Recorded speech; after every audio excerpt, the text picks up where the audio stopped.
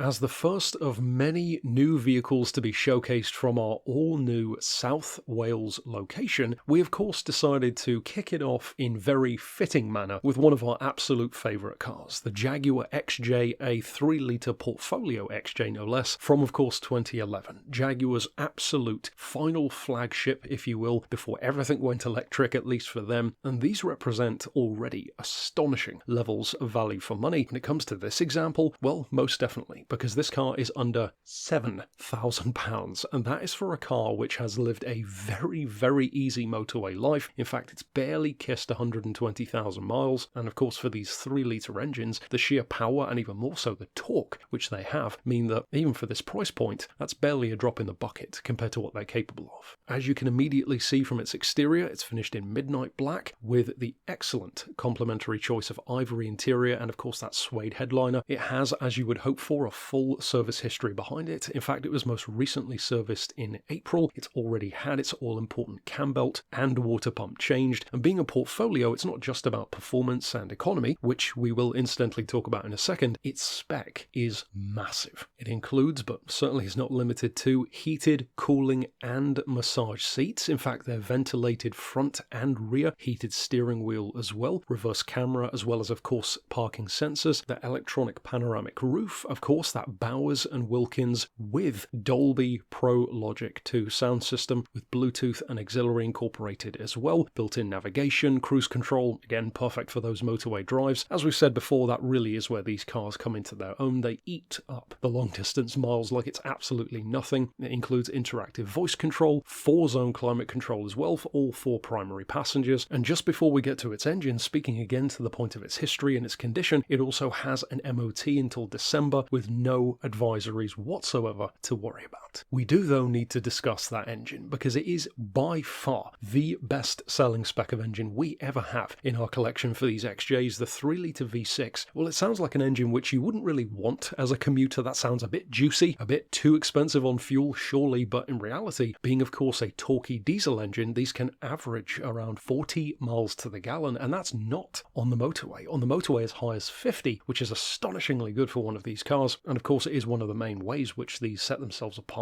over the already good outgoing XJs which came before them. Another improvement though is the performance. 270 horsepower compared to around 200 or so from the equivalent diesel from the previous generation, a huge increase in torque with 440 foot-pounds, barely a 6-second 0 to 60 time when you need it, and even with all of that power, that luxury, that prestige, and of course their prices when new, which were well north of £50,000 plus, it is still a £345 a year car to tax. If then you are, as many people are these days, on the market for one of these truly lovely XJs, and this car catches your eye, you could of course reach out via the email address shown here on screen, or you could give us a call on 01633 846 101, or alternately on our mobile number of 07482 267 439.